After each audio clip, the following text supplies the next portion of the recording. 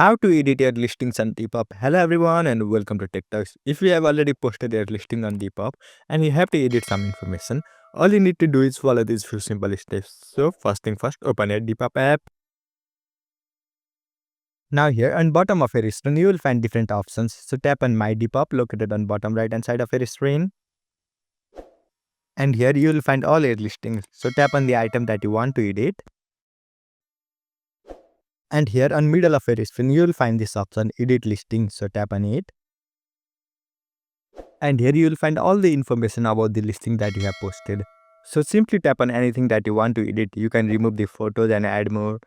You can edit or rewrite the description of your item. And you can even change the categories of your item. So whatever changes you want to do, simply make it.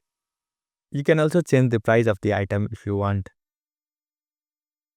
So make all the necessary changes and then on bottom of your screen you will find this option Post Listing. So tap on it.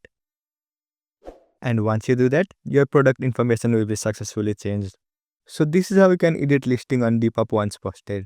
I hope you found this video helpful. Thank you for watching. Follow us for more helpful tutorials. Subscribe.